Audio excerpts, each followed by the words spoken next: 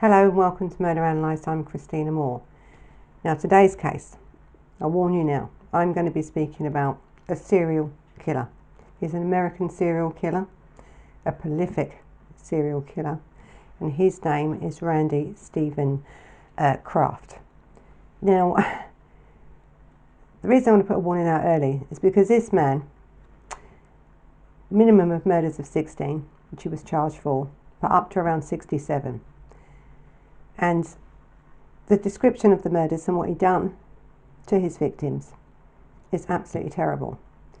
But I will be describing them, at least the 16 of which he's been charged with, throughout this video. So if this sort of video is not for you, it is best that you switch off now. Randy Kraft was born March 19th, 1945. He is an American serial killer. Most of his crimes were done in Southern California. He is also known, though, by a few different names, as serial killers usually are when it comes to either where they've done their murders or how they've done them or whatever. But he is named as the Southern California Strangler. He's also known as the Freeway Killer, but I suppose he's mostly known as the Scorecard Killer. Now, the reason he's known as this Scorecard Killer is, I think the other two speak for themselves, but the Scorecard Killer represents about notes that he made in a journal, quite detailed notes. They weren't clear to me or you because he used sort of codes on how he kept, I suppose, a score of who he killed and how he killed them and where he killed them. And a lot of serial killers do this. They like to either keep photos, and I think he done that as well, but they like to keep a reminder. It reminds them when they're thinking back, when they're reliving these crimes. They only have to look at, especially him with his coded messages that he wrote himself in his journal about these victims and how he killed them, so he could relive them. I think it has been said, because there is up to 67 and probably more than that, to tell you the truth, what this man has done. Because I think he kept score of the murders that he enjoyed the most. I think there's a lot of murders that he didn't encode in here, or the police couldn't uncode them, to find out their meanings. I think he didn't keep score of everyone he killed. These were his trophy kills, really, the kills he really wanted to remember for some reason or other for this killer. So that's why he's called that. But he is a prolific serial killer. This is a disturbing case with details of the murders of each of the 16 that he was actually charged with.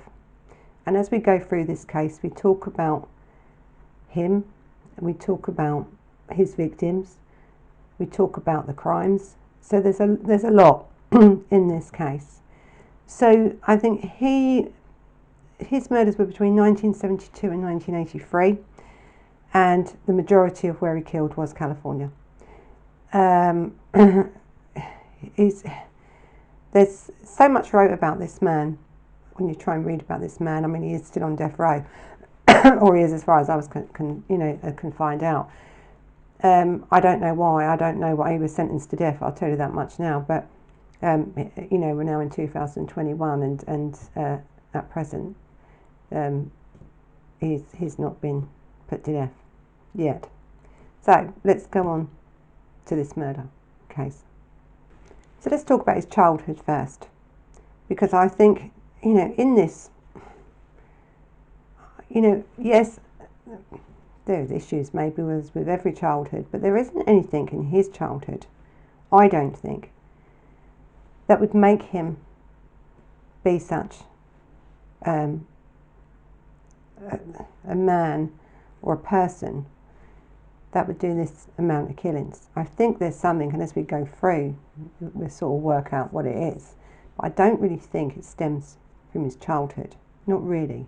So he was born anyway. He was born in California on the 19th of, I think, March 1945. And he is the fourth child, but he is also the only son. So he had 3 siblings older than him, and his parents were Harold and Opal Kraft.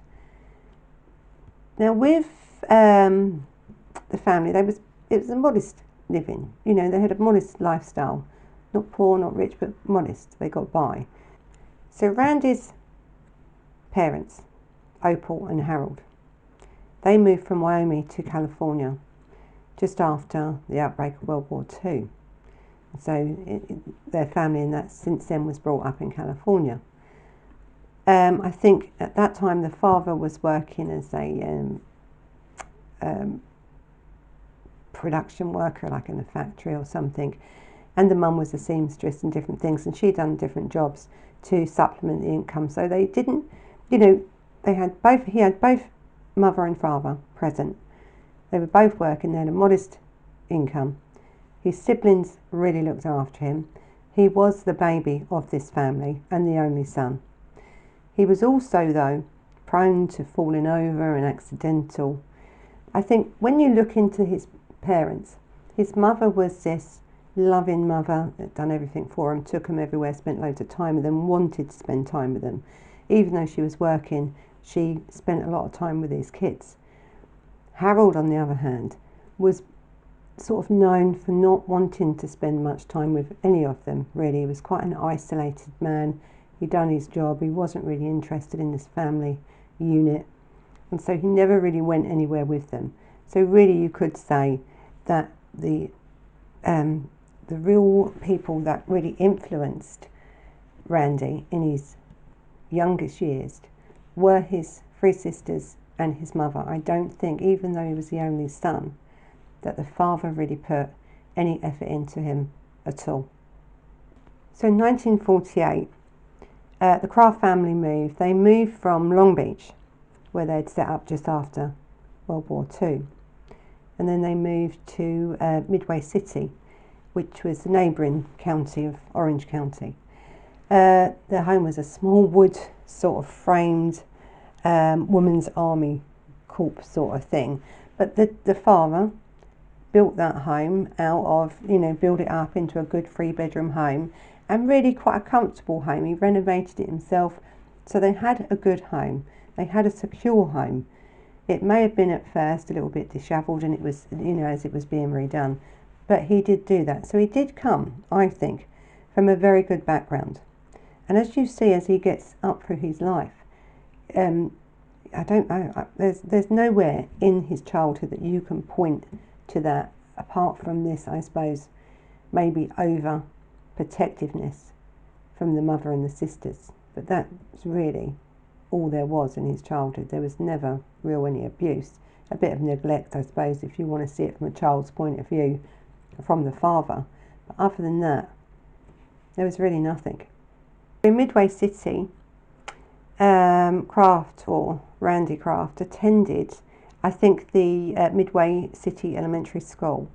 And his mother was even on the PTA. So his mother was very involved throughout his schooling and his life. And I think schooling and education to her was important, because Randy was a very intelligent lad. So throughout his early school years, he was noticed by teachers as being a very intelligent lad. He was, and his classmates, he was well liked. There was never anything about him that people really didn't like.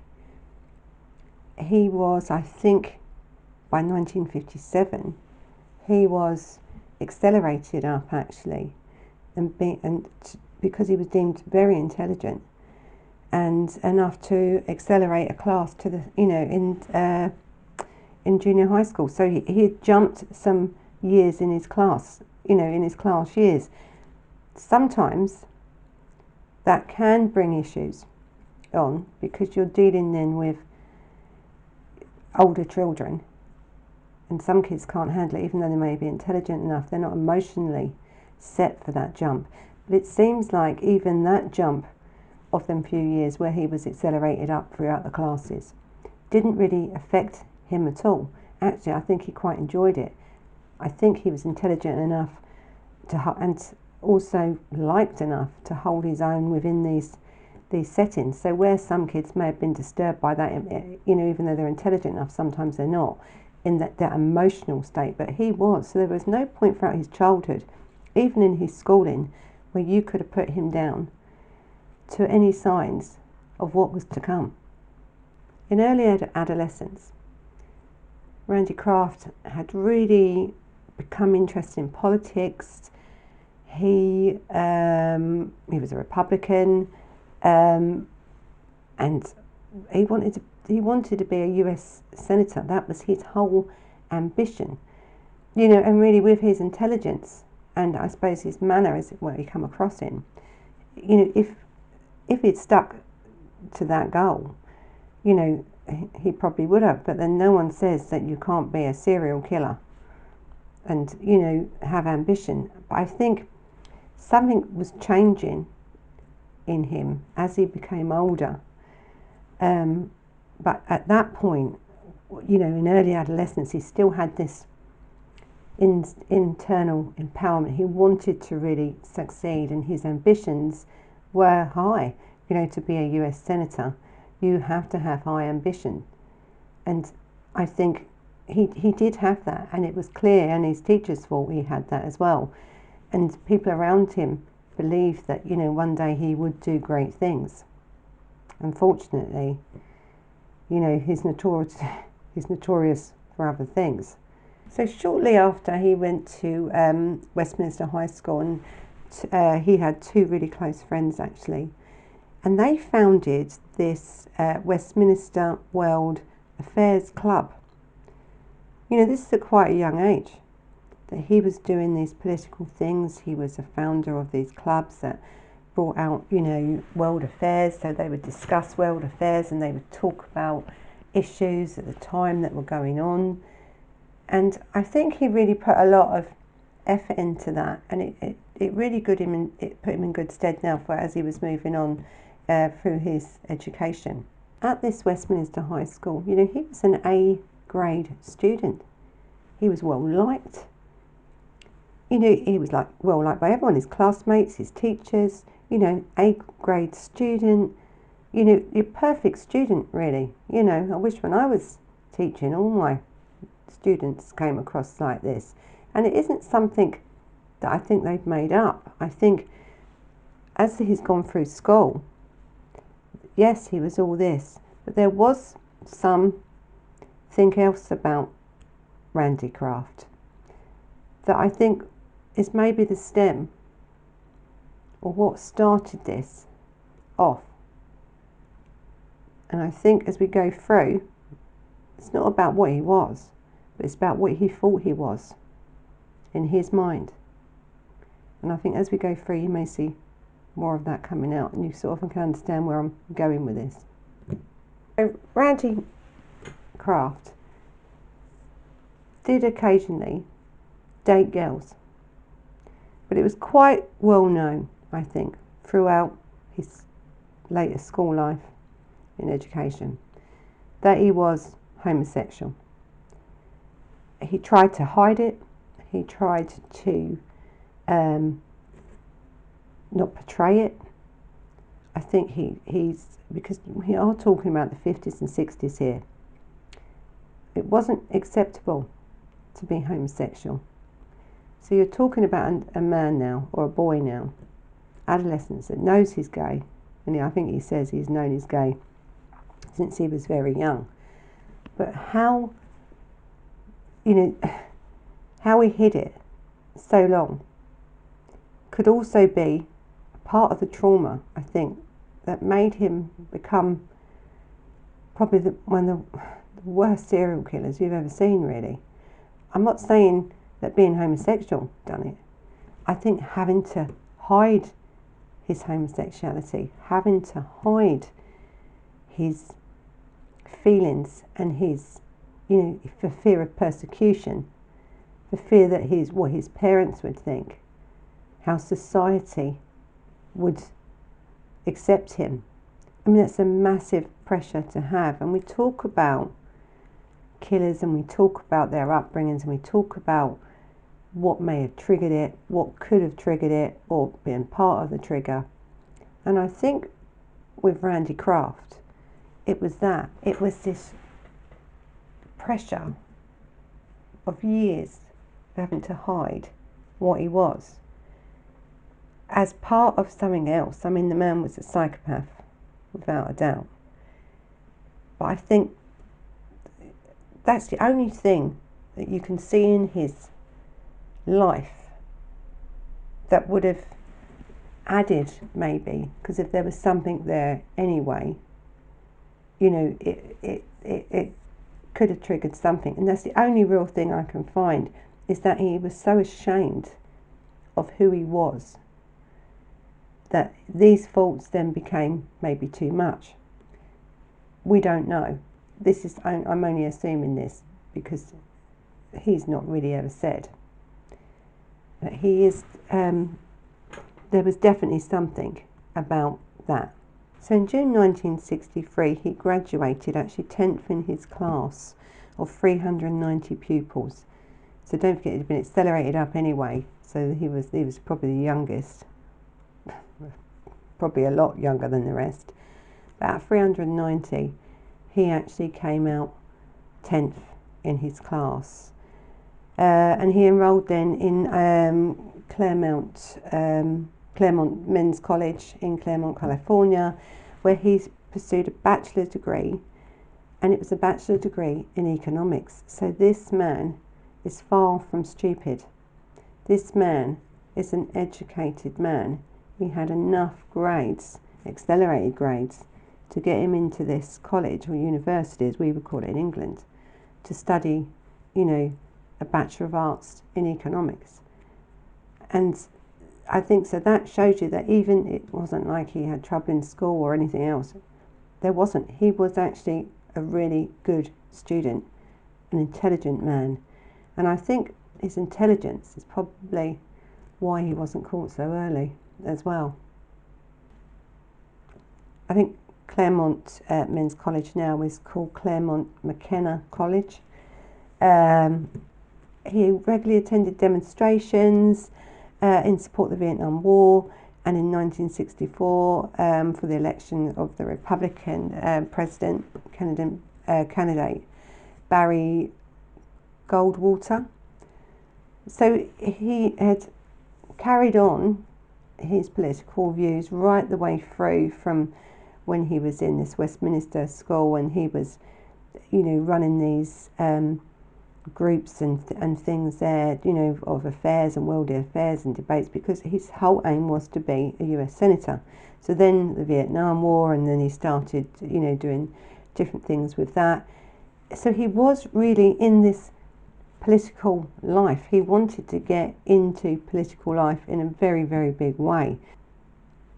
But you see, there were issues with him, with Randy, because I think he later said about this time, about these actions, these doing demonstrations, making up, you know, debates and forming groups and stuff of these political views.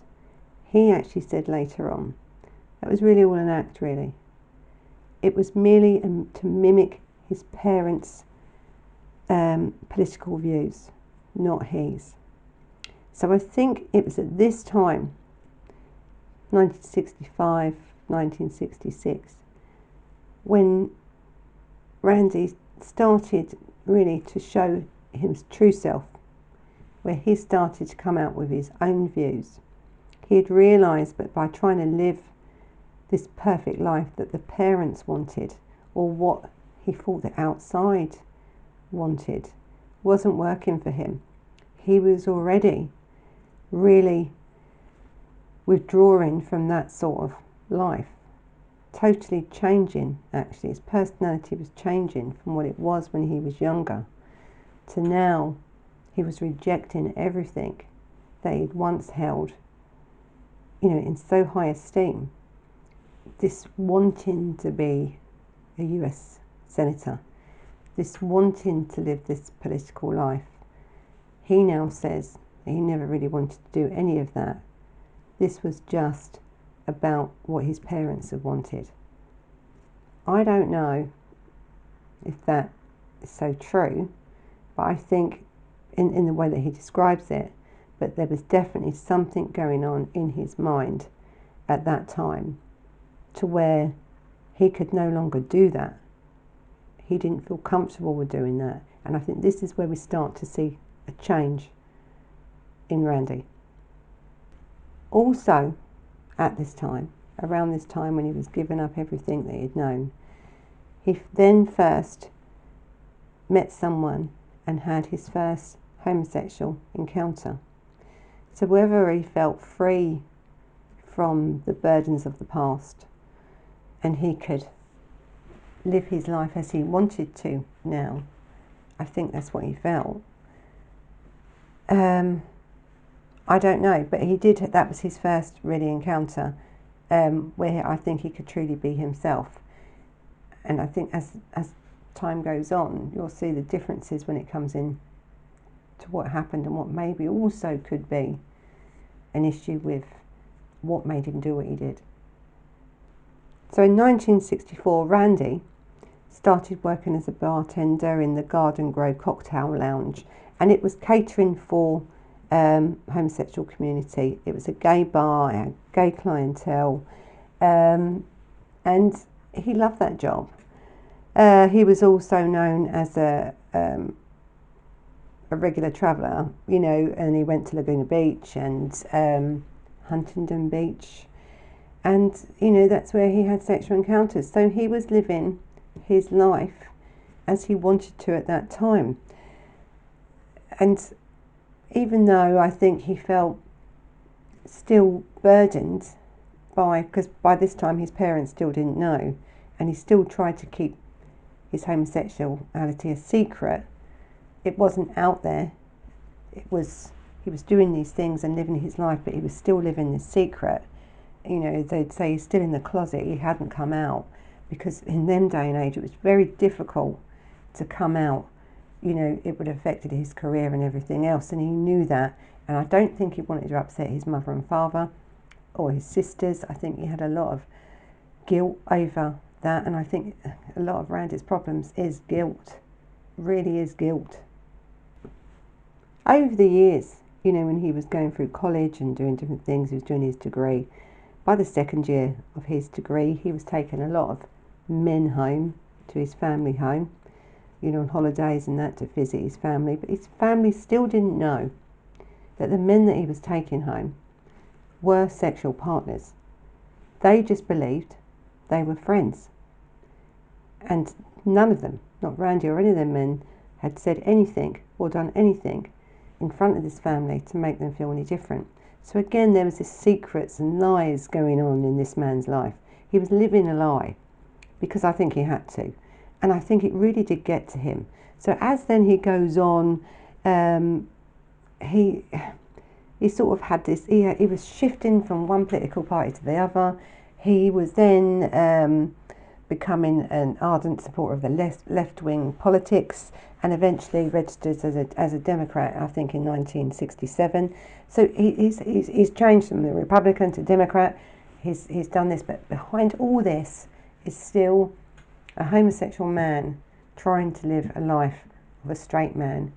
And I think this pressure was building and building and building, really, because he was actively homosexual. He was enjoying his life. He did have certain partners. He didn't want just one partner, but he couldn't take anyone home to the parents because he couldn't show these parents that side of his life. Plus, he'd also gone so far against his parents' political beliefs because they were Republicans and they felt this, that and the other about politics, and he felt, or his now stance on politics was totally different. So he was like separating himself from everything, from what he'd known as a child, and even acted like as a child and portrayed as a child, to now totally different person. So in that same year, this is how much this man believed now in this change of life, his new me, new person, new Randy, new political views, that he actually registered as a Democrat, and then he organised and campaigned really hardly, with absolute enthusiasm for the election of Robert F. Kennedy. And receiving a personal letter as well from the senator, thanking him for all his efforts. So, this man, if he hadn't become a serial killer and probably focused more on other parts of his life, he probably could have made it quite big in politics. He was getting into the right people and stuff, but something then really changes by the second year, or coming on to the third year of his degree. He starts to then get into the party scene, the drugs, the drink, and he starts then to fail at his degree. Actually, he did fail at his degree, and it took him 10 months longer then to actually pass then a degree. And when he came out of college after that, of course, you've gone from being a top student. And I think people with other things on their mind, and we don't know if he had murder on his mind all the way through, or whether certain things in his life kicked that off, or whether he could just at that point hold them feelings and thoughts back of what he wanted to do. But sometimes when you find that someone who is going through something like this, and I'm not saying that he's got any mental health illness, because it hasn't been shown or proven that he has. I think though, a serial killer, whether they're just a psychopath or whether they've got mental health issues, to try and have this two lives running concurrently is very difficult, because the brain has to cope. And I do use this mask of sanity, and some people can hide under that mask of sanity all their life and it never comes out. And I think with Randy Kraft, he was one of them people, because I think this was a very disturbed man for quite a long time. But I think the signs of that mask cracking, of this person now coming out,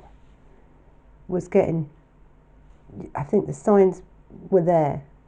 And I think it started with his change of character, his change of politics, his change of distance himself from his family, his change then to where he was failing at university or college because his grades were dropping, because of his alcohol and drug abuse. Now, alcohol and drug abuse can be put down to a lot of things, and a lot of time people try to self-medicate on things like drugs and alcohol.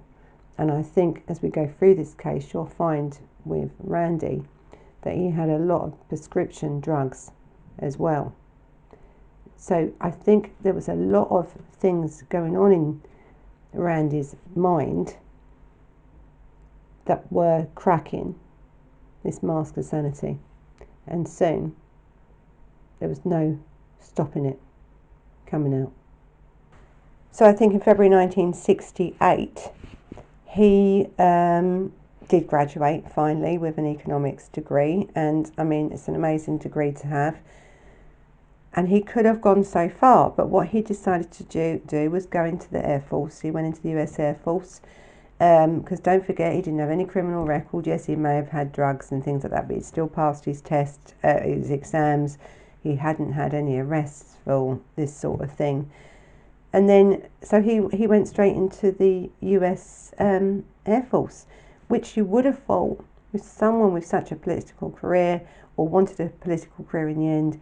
The Air Force is usually, I mean, a lot of senators and stuff and high-ranking officials in the US come from the military. because I think the military gives them such a good standing, and I think this is what he wanted as well. He thought he'd go into the military and he would then pursue his career. When he was in the military, he was based in Texas first, he was training at St. Edwards Air Force Base in Southern, and then sent to Edwards Air Force Base in Southern California. So he was back on turf that he knew. He'd come from California, or he came from Orange County way, so he was back on this turf that he knew. He was working, I think, where he was a supervisor with planes, in painting of the testing of planes and things. So he really doing quite well. He was also, I think, an airman first class, and he was doing really well. So at this time, I think Randy was feeling really good about himself. He was now an airman first class. He was the managing supervisor. He was doing really well. Then he wrote a letter and disclosed himself to his family. He told them that he was homosexual. And I think for him, this was like saying, all these years, I've lived your life that you want me to live, and I've done what I'm meant to do. But I don't think he could hold it in any longer. I think he needed to get it out. He wanted a life as a homosexual man. And I think the reaction he got really wasn't what he wanted.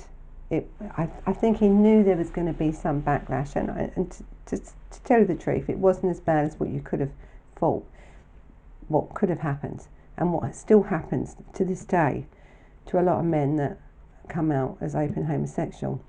So it's a very big thing, and it was even a bigger thing in them days when you had, you had to tell people, or you wanted, because he didn't have to tell people, he could have carried on, as many did, without disclosing his homosexuality. But he wanted to be known for his true self. And I think people can understand that. I think I don't think his mother was disappointed, but his father was enraged at this, couldn't believe it. So I think this reaction, even though he knew it was coming, he must have known it was coming, it seemed to knock him, it seemed to take him back. Then he started to get more distant from his family, even though his siblings had accepted him. His mother, yes, was disappointed. His father, yes, was enraged. But I think it was his own guilt. I think Randy had guilt about himself. And he's the one then that really started to back away from this family, to not really have anything to do with them, to start then going off and living his own life apart from them. He didn't really want them to be part of his life, because I don't think he wanted them to see it. So the guilt was more in him than it was in them. They would have got over it. They had got over it. But I think he read a lot more into that. I think the worst thing is yet to come. And I think this is what really knocked him over the edge. This was the real trigger for him. Because if he had any form of mental health before that, or this mask of sanity was already cracking and breaking, on this next thing that happens to him, it's the thing that really did it, in my eyes.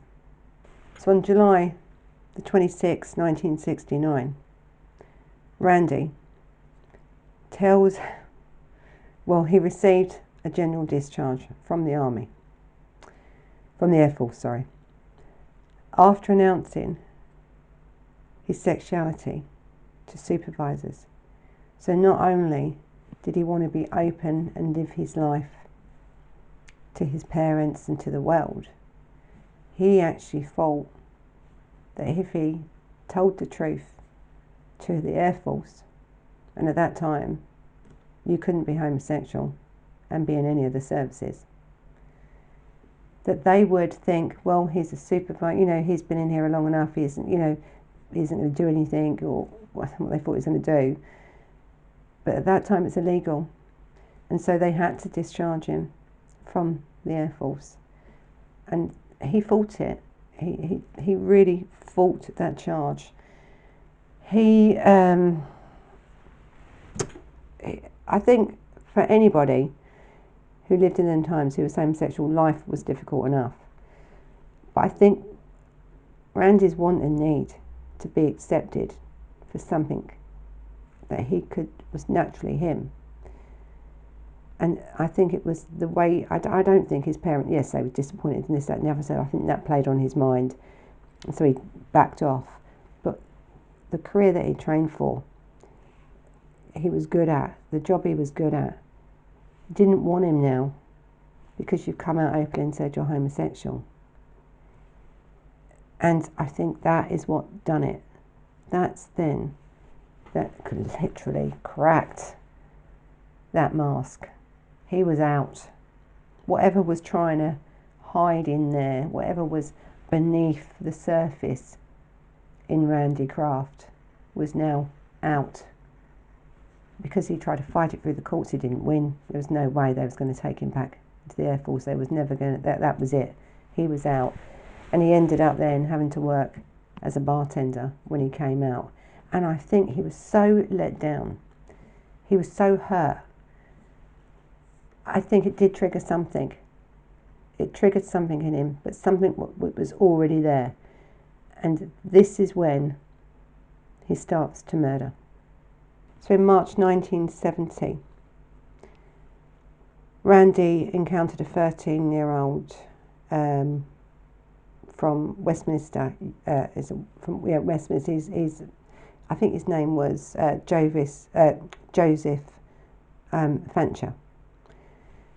And he was a runaway, and as 13-year-olds do, they run away from home and everything. And he meets Randy, who says, "Don't worry, you can come and live at mine.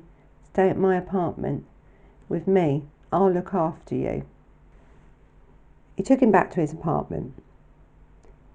And as I said to you before, Randy used to take medication, you know, painkiller medication, this sort of thing.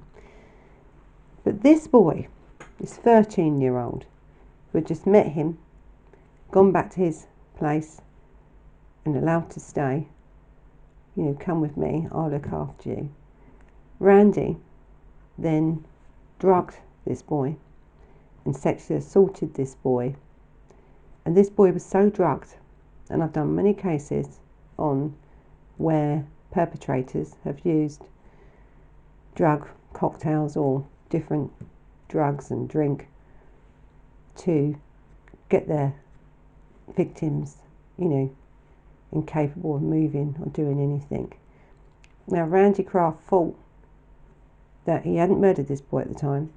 He just took him back to his apartment, he'd drugged him, he'd raped him, and he'd left him to go to work, thinking that this boy was going to be still laying there, drugged and incapacitated, until he got back from work. Well, this boy woke up and ran out of there, and he was disorientated, and a woman found him in the street disorientated and called the police.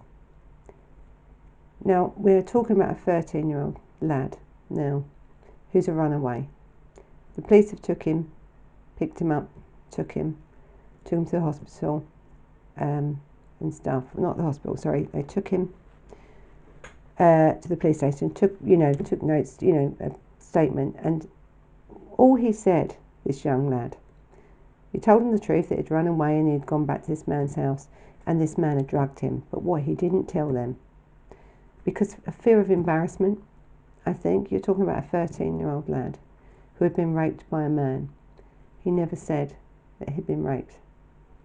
So when they went to question Randy Kraft, there wasn't really much they could do, because in the law, even though he was 13, so I don't know where they got this from, He was drugged, but he took the drugs himself.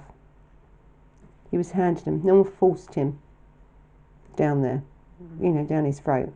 He took them.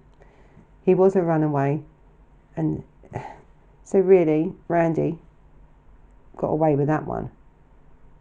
And I think after that, he made sure that none of the others were going to get away.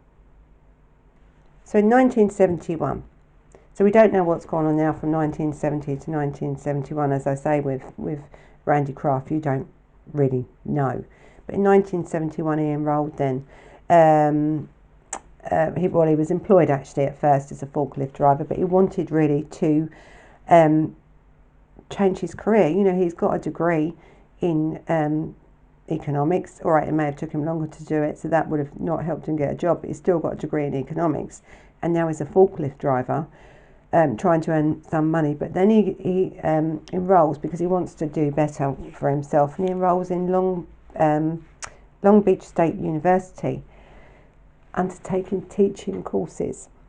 Now, you have now a man that we know in 1970 has already sexually assaulted, raped a 13-year-old. But don't forget, that young lad didn't tell the police or his parents that he'd been sexually assaulted by this man until many, many years later on. If he had done, there was no way that this man would have been able to do any teaching or anything else. But he didn't say. So Randy Kraft then had enrolled in this university to become a teacher. Now, there's many things you become a teacher for, but I think when you're someone like him, a predator now, and then you want to become a teacher, why? Why?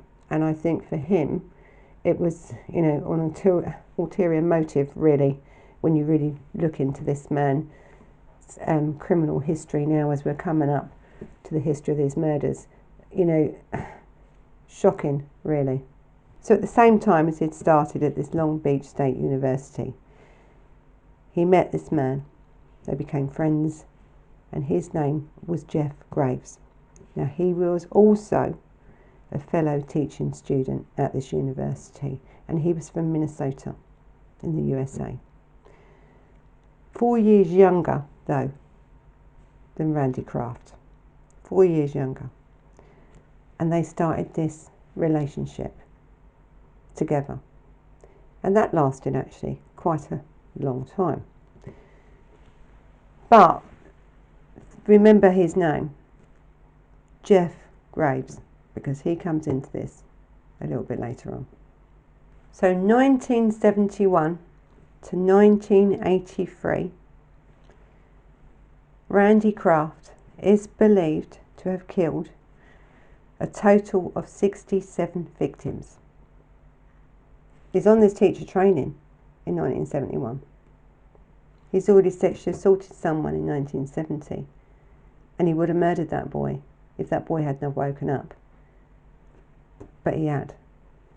The boy then didn't report that he'd done sexual assault on him.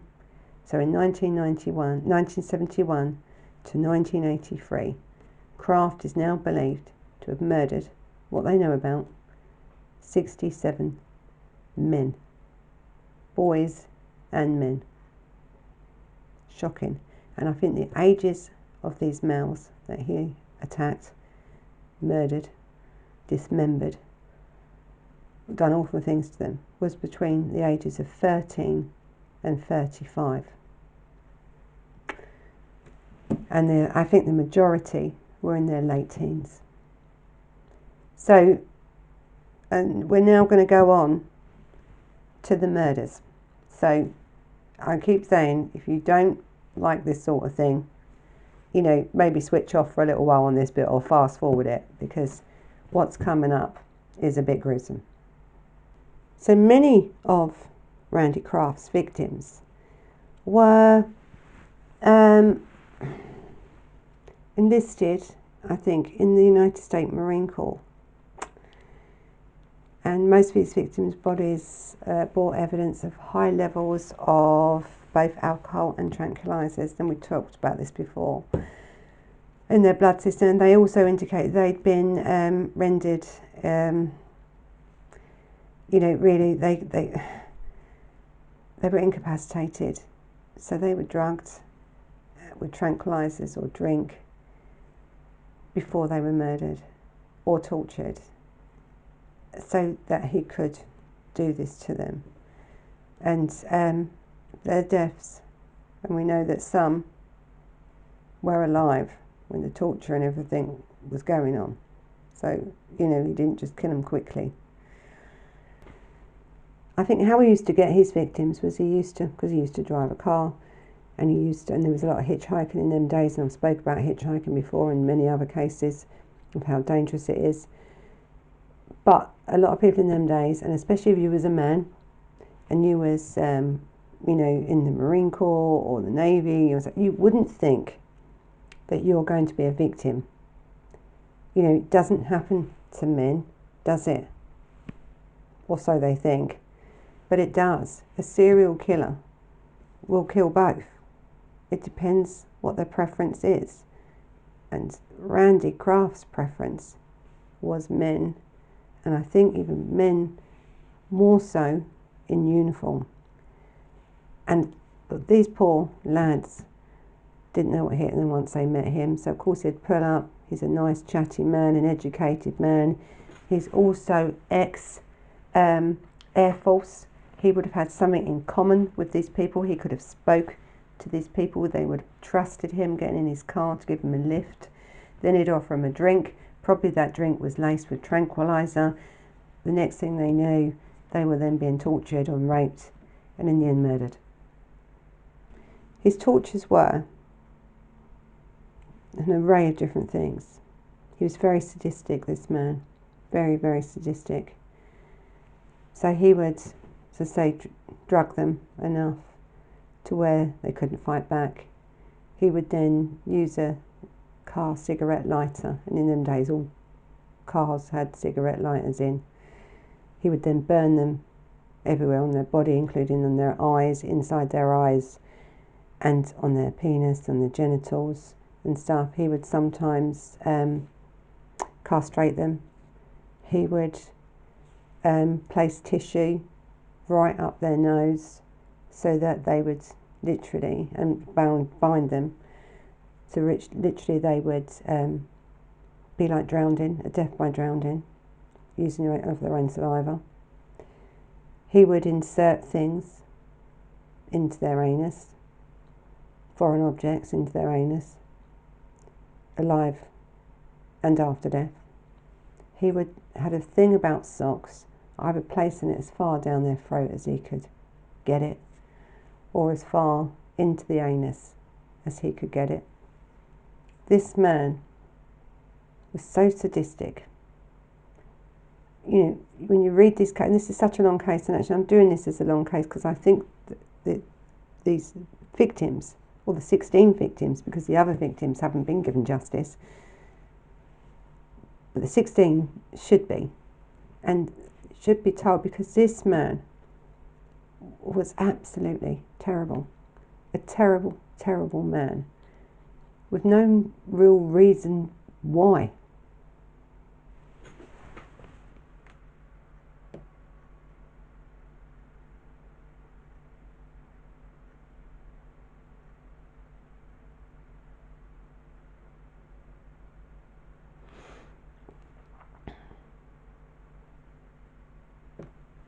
Okay, so the first suspected murder victim. This was on the 5th of October 1971. Police found a new body of a 30-year-old man in Long Beach. He was a Long Beach resident, Wayne Duquette, and he was discarded close to the highway. He was a bartender at a gay club, and we know that Randy he was either always working at a gay club or he would frequent a gay club. And they know that he was last seen alive on September the 20th, 1971. So they know that. They know that's the last time that he was actually alive. So we know he was alive in September 21st, or the 20th, sorry, September 1971. And his body was found on the 5th of October. Now we all know what happens to a body when they're left out in the open. Things deteriorate, crime scenes deteriorate. You know, you have your DNA is probably gone by now, or in them days there probably wasn't even DNA anyway around for that. But the body would not look like it would if you found it the next day. A dead body by this stage, in this sort of heat or cold, can damage the body, and it's going to deteriorate at such a rate there wouldn't be much left. So I think it had erased any signs of foul play, and so I think the cause of death was listed as acute alcohol poisoning due to high blood levels in the blood of alcohol. And I think we are talking about 1971. So we didn't have what we have today, where we can tell quite a lot, no matter how much the body's deteriorated. You couldn't in them days. And I think because he worked at a bar and he had, you know, was known to have alcohol issues, or they thought because he's a bartender he's got alcohol issues. That's what they thought. He'd just fell asleep, you know, on this Sunset Beach and died of alcohol poisoning, which does happen. And it really, it wasn't the anything until they didn't find out anything about this killing, this first victim, until Randy was caught, and when they found this journal. And I think in this journal of Duquette's killing, it was in there, his killing, and it was the first one. But as I say, we don't know if that's the first one really. I think they're assuming that because it's the first one on his list. But not all killers make a list of everyone they've killed. Sometimes it's only certain ones, the ones that they fantasize about, that they put in there. So it could have been his first, I'm not so sure. So around 15 months after that murder, Randy then kills 20-year-old Marine named Edward Daniel Moore. He was last seen leaving his barracks at Camp Pendleton on the 24th of December 1972. His body was found beside the 405 freeway in Seal Beach during the early hours of December the 26th. There was abrasions on his body that indicated that he had been thrown out of a moving car.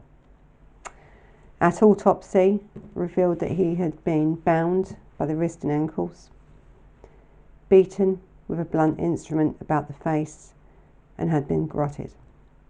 His body also bore evidence of numerous bite marks, and a sock had been forced into his rectum. He was 20-year-old. 6 weeks after the murder of Moore, on the 6th of February 1973, a body of an unidentified male, didn't have any idea who he was, estimated around 17 to 25-year-old, was found alongside the Terminal Island Freeway in Los Angeles. This victim had been strangled with a ligature. He had also had a sock placed in his rectum.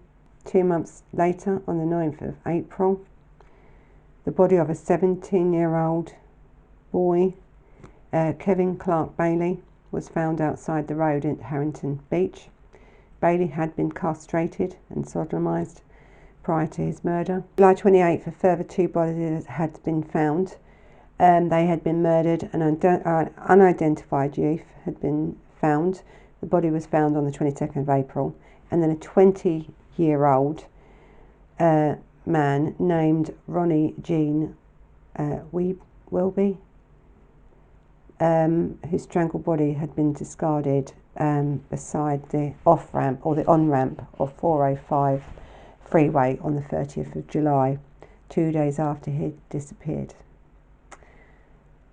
Welt marks, like there was marks on their wrists and on their ankles, suggested again that they had been bound and suspended from a device. So you can usually tell when you have marks around the arms, because the way, if you're just tied, you're tied. But if you're tied and hung up, the marks are different on the arms. So they knew that these people, this lad had been hung up from a suspended device before he was murdered. And we now know that, Randy liked to torture his victims quite badly. So Randy Kraft was known to murder one more in 1973. 73 was a good year for him, really, wasn't it, when you think about it? He killed a lot between 1971 and 1973. So this was his last killing in 1973, but it wasn't his last killing, for the rest of it. This was just in 1973, and it was a young man called Vincent Cruz Mastas, whose body was found in San Bernardino Mountains on December 29th. He had been the same case as the others, I think, where, he'd been picked up, he'd had the sock now forced into his rectum, his hands had been tied, and actually, I think his hands not had been tied, I think they'd been severed. His hands were the hands that were missing. There was a couple of bodies with hands missing later on down the line as well. I think this was the first one where his hands had been removed from the body and they had never been found. Now, I say to you a lot that serial killers, like we know with this serial killer, that he kept detailed notes in his own little code on his killings.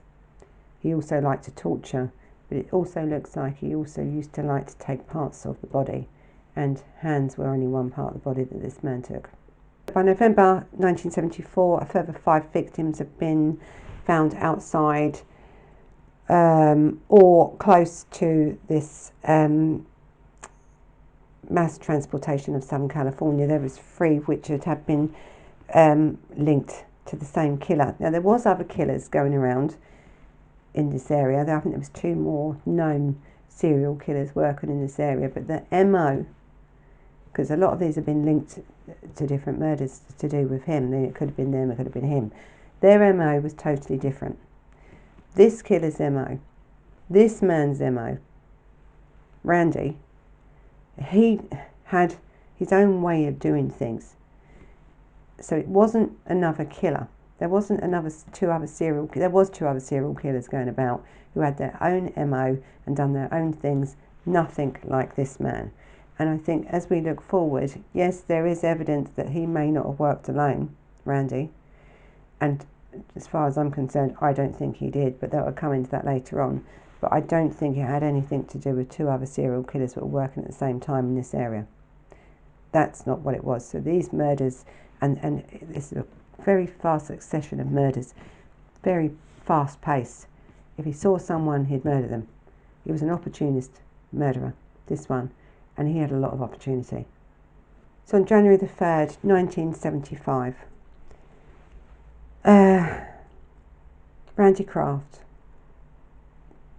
abducted a 17-year-old high school student, and his name was John Laris. John was last seen boarding a bus to Long Beach. His strangled body was found, I think, the following day, discarded again on Sunset Beach. So we've had a few on Sunset Beach now. And he also had a foreign object protruding from his anus, left on show. There was drag marks along the beach where the body had been found and discarded, and indicates that there was 2 individuals that had moved this body into the water. Now, I've said to you a little while ago that I don't believe this man worked alone. There's 2 reasons for that. One, I don't think he's done all the murders singular together. I think there's a lot of singular murders in there. When you're talking about men, quite large men, and when you're talking about men that are now a dead weight, you know, this man, this has got super strength, especially when you're trying to drag a dead body across sand or out of a car, or you know, there's a lot here in this case that indicates there were two perpetrators with his crime. Not on every one of them, maybe, but on a lot of them. And I think this one definitely. Anyway, thank you for watching this case. You know what to do. Thumbs up if you like it. You can hit that subscribe button that Lacey puts up there for you to subscribe to. You can follow us on Instagram and on Facebook. Keep your comments coming in. Thanks for that. I'm going to be releasing quite a lot of cases because one, we're on lockdown, and I may as well. All different sorts of cases, and I thought I'd start with this one. They're not always going to be as long as this one, but I think this is an interesting case, and I hope you found this interesting. So thank you for watching. Until the next time. Bye-bye.